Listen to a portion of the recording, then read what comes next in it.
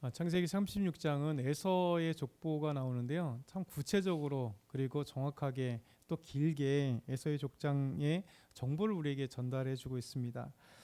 오늘 이 족보에 나타나는 의미들에 대해서 한번 생각을 해보려고 해요. 그 첫 번째가 에서는 하나님의 약속을 떠난 사람입니다.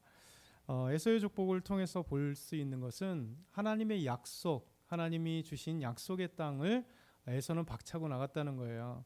분명히 할아버지 아브라함을 통해서 하나님께서 그를 부르시고 가나안 땅을 주셨어요.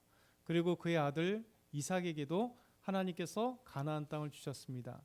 그리고 야곱에게도 하나님께서 가나안 땅, 이 땅을 주겠다고 약속을 하셨거든요.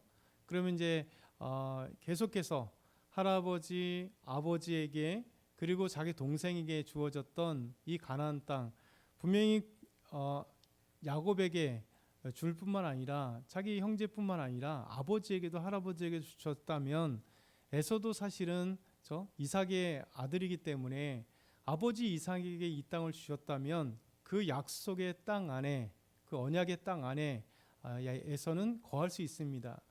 그럼에도 불구하고 그는 하나님께서 말씀하신 대로 아버지 이삭도 자기 친척 중에 아내를 삼고, 리브가가 또 자기 아들 야곱도, 자기 동생 야곱도 바단 아람에 가서 삼촌의 자녀들 중에, 딸들 중에 아내를 삼아라 이렇게 말씀하셨는데, 에서만이 가나안 족속의 헷 족속과 히 족속, 그리고 그의 이스마엘의 딸의 언니를 이렇게 아내로 삼게 되는 이런 일이 벌어졌어요. 그러니까 결국은 그는 아버지 이삭이나 그리고 동생 야곱과 다른 길을 걷고 있는 거죠.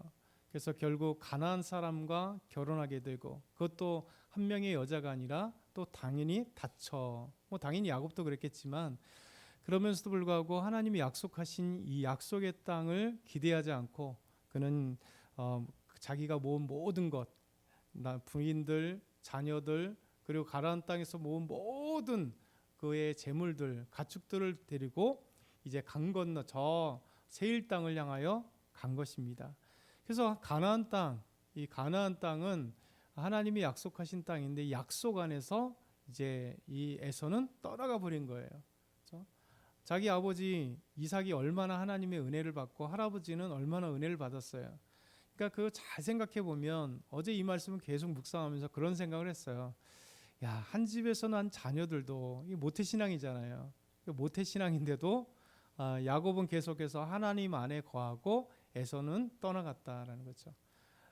모태신앙 안에 있었던 이스마엘과 이삭도 동일하잖아요. 이삭도 하나님의 안에 거하고 하나님 안에서 믿음 안에 살아가는데, 이스마엘은 또 하나님을 저버리고 저 바람 광야로 떠나가서 각자 인생 살아가는, 하나님 없는 인생 살아가는 것이다 라는 생각이 들어요.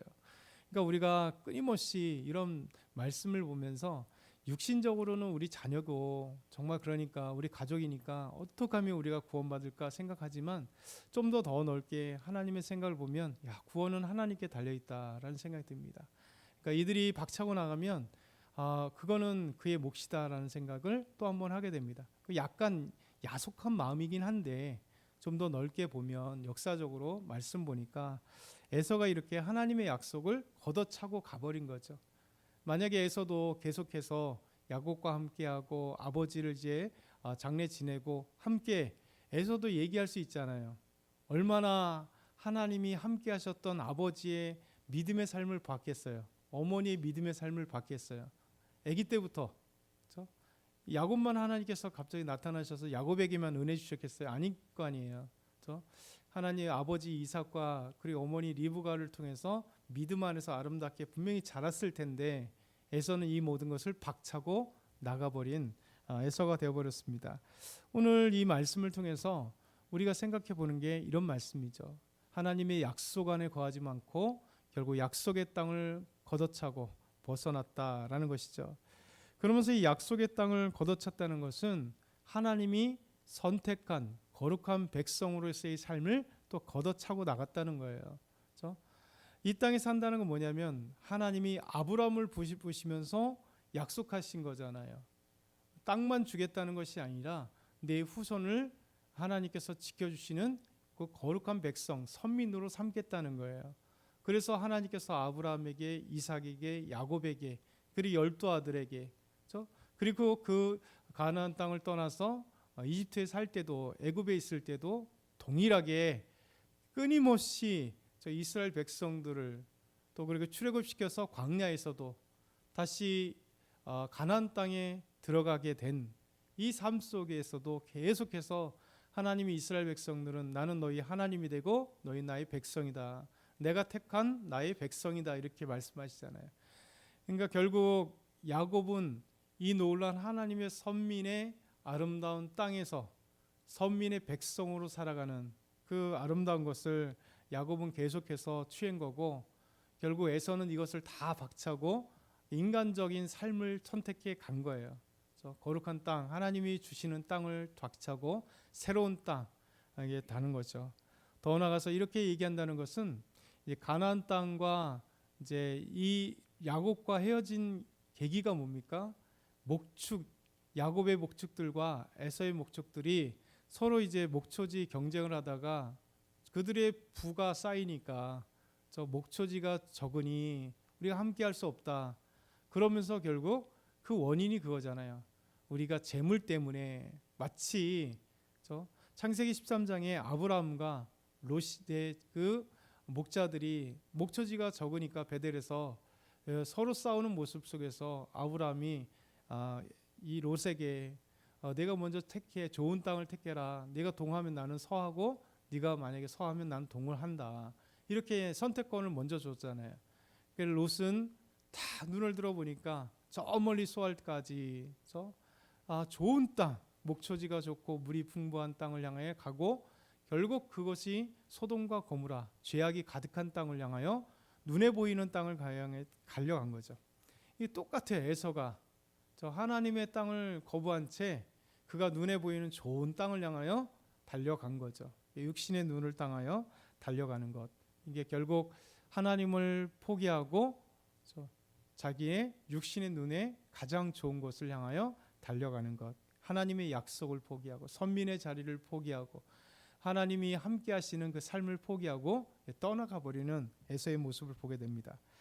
우리 두 번째는 에서의 족보에는 에돔 족속의 기원을 잘 알려주는 거죠. 참 신기하잖아요. 저 같으면 이 못된 놈 나를 떠나? 이제 에서는 나가 끝이야 하고, 에서는 전혀 상관없는 것으로 하나님은 생각할 것 같아요. 근데 성경이라고 하는 이 역사에 끊임없이 우리에게 주어지는 하나님의 말씀 안에, 하나님의 그 놀라운 기록 안에 에서의 족보가 36장이라고 하는 이 긴 장에 아주 구체적으로 그가 누구와 결혼했고 자녀를 누구 낳고 손주들을 누구 낳고, 그리고 그의 후손들이 어떻게 족장이 뭡니까? 한 종족이 됐다는 거잖아요.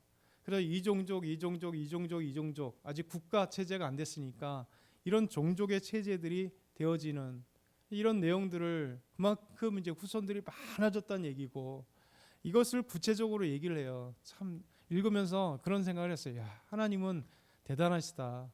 이렇게 하나님을 박차고 나간 에서조차도 하나님께서 아름답게 계속해서 생각하고 그의 기원을, 저 족장의 그 기원을 다 기록하게 했다라는 것이죠. 그러면서 이제 이 족장 기원을 하면서 갑자기 호리 족속이 나와요. 그렇죠? 아까는 헷 족속과 휘 족속과 이스마엘의 딸과 이렇게 결혼했다 그랬잖아요. 근데 이제 이 동편, 지금 요르단 땅 하반부에 있었던 이 세일산에, 그 세일산에 자리 잡고 있었던 호리 족속들과 또 결혼을 하게 되는 거예요. 이 호리 족속이 처음 나오는 건 창세기 14장입니다. 14장에 보면 이제 그돌라오멜 그 연합군과 함께 싸우게 된 호리, 그돌라오멜을 섬기다가 소돔과 고모라 호리 족속들이 이제 배반을 하게 될 때 쳐들어와서 이들을 다 점령하고 이제 포로들을 데리고 갈 때 롯 가족들이 잡혀가죠. 그때 이제 호리 족속이 나옵니다. 근데 이 호리 족속들이 세일의 거주하면서 살았던 족속들. 이것이 이제 고고학자들이 아주 얼마 전이라고 하는 건 수십 년 전에 처음으로 이제 발굴하면서 성경에 말씀하시는 세일산 주변에 호리 족속이 살았던 것을 이제 고고학적으로도 이제 찾아냈어요. 그래서 호리 족속들이 성경에 말씀하신 대로 그대로 여기 살았었구나라는 것을 이제 알게 되는 거죠. 어찌됐든간 이렇게 호리 족속과 또 가나안 족속뿐만 아니라 세일산에 있었던 호리 족속과도 이제 에서는 결혼하는 아주 그냥 다민족화 돼버리는, 그리고 하나님을 떠나가는 족속이 돼버리는 거죠.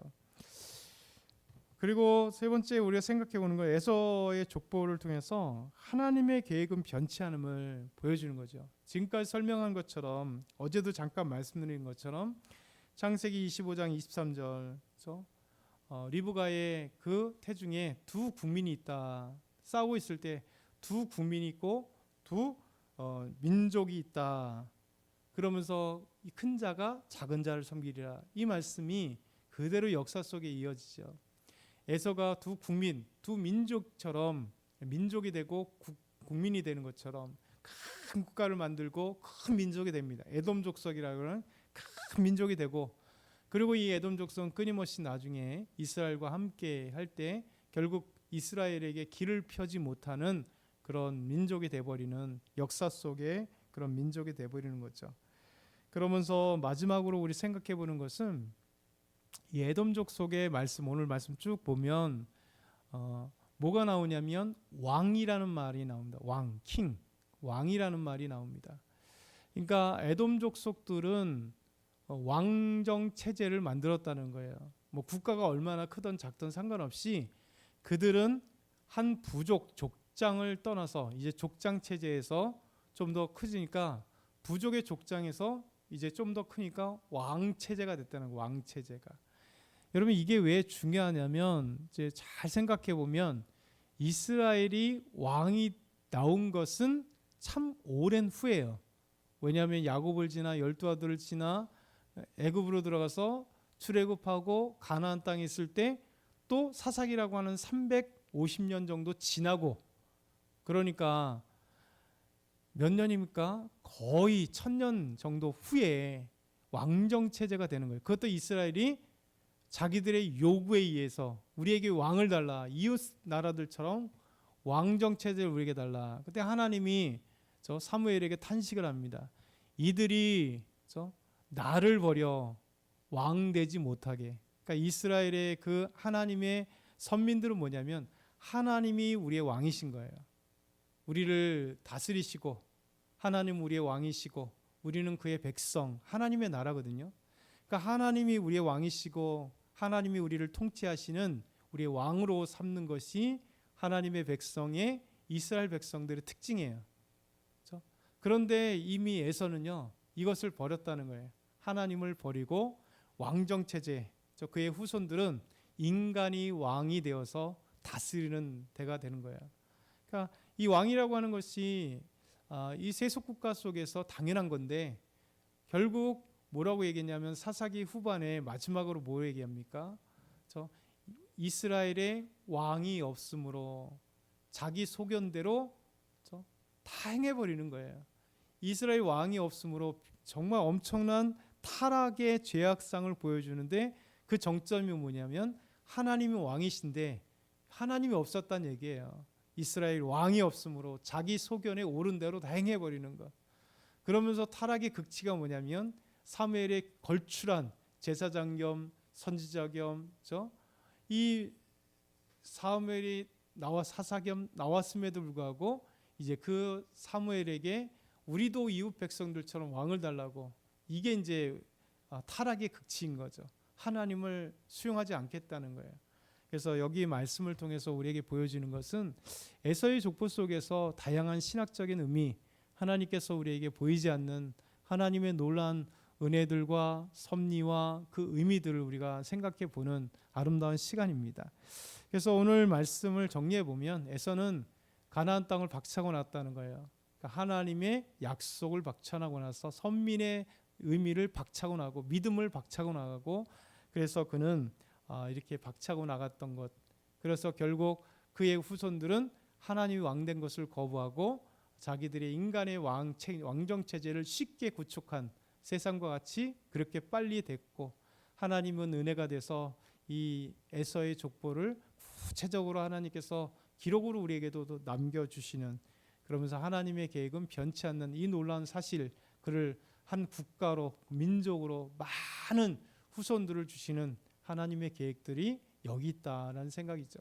그래서 오늘도 이 말씀을 기억하면서 우리에게 적용해 보면 돼요. 우리는 하나님의 안에 거하기를 원하고, 저 에서처럼 우리 자녀들이 박차고 나오면 안 되잖아요. 야곱처럼 거의 못난 야곱인데도 하나님 붙들어 주시는 것처럼 우리 자녀들이 믿음 안에서 있으면 좋겠다. 이것이 우리 마음이잖아요. 그래서 하나님 은혜 가운데 저와 여러분이 가득하길 오늘도 소망합니다. 사랑의 하나님 아버지, 감사합니다. 오늘 말씀처럼 에서처럼 주님을 박차고 나가는 것이 아니라 하나님의 그늘 아래, 하나님의 약속 아래, 하나님의 그 은혜 아래 거하는 저희와 우리 가정 되게 하여 주옵소서. 우리 온 성도들 되게 하여 주옵소서. 하나님 전도축제 하나님 크신 은혜를 허락하여 주옵소서. 오늘 수요 예배 가운데 함께 하시길 소망하며 예수님의 이름으로 기도드렸나이다. 아멘.